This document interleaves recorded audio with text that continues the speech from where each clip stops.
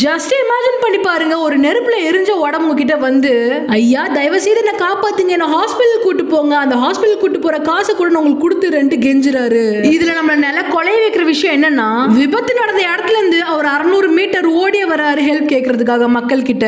அவருக்கு என்ன ஆச்சுன்னு கடைசியில சொல்றேன், ஆனா அவருக்கு ஏன் இப்படி ஆச்சுன்ட்டு வாங்க பார்க்கலாம். இந்த வருஷம் டிசம்பர் 20 ஜெய்ப்பூரிய உழுக்கின கேஸ் போய் தான் பார்க்க போறோம். அதிகாலை ஜெய்ப்பூர் அஜ்மீர் ஹைவேல 18 டன் கொண்ட ஒரு எல்பிஜி கேஸ் ட்ரக் வந்துட்டு இருக்கு. கரெக்டா அந்த ட்ரக் ஹைவேல யூட்டன் அடிக்கும் போது ஆப்போசிட்லயே வந்த சிஎன்ஜி ட்ரக் இந்த எல்பிஜி ட்ரக் மேல மோதுது.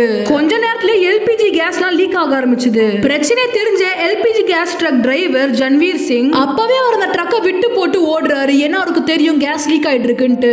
இந்த விஷயத்த அக்கம் பக்கத்துல இருக்க மக்கள்கிட்ட யார்கிட்டயும் ஒன்னும் சொல்ல அவரோட உயிரை காப்பாத்திக்க அவர் ஓடுறாரு. இந்த டைம்ல அவர் எச்சரிக்கை கொடுத்து மக்களை காப்பாத்திட்டு இருந்திருக்கலாம், ஆனா அவர் பண்ணல. பயத்துல முதலாளிட்ட இந்த விஷயத்தை இன்ஃபார்ம் பண்ணிட்டு போனை சுவிட்ச் ஆஃப் பண்றாரு. லீக்கான கேஸ் எல்லாம் வெடிது, ஒரு பெரிய எக்ஸ்ப்ளோஷன் ஆகுதாங்க.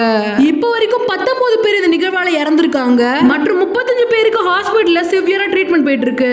அந்த பகுதியில் இருக்க 40 வெஹிக்கிள்ஸ் தீஞ்சே அங்க எரியுது. அந்த இடமே நெருப்பு ஜுவாலையா எரியுது. சீக்கிரமாவே ஃபயர் ஃபைட்டர்ஸும் வராங்க.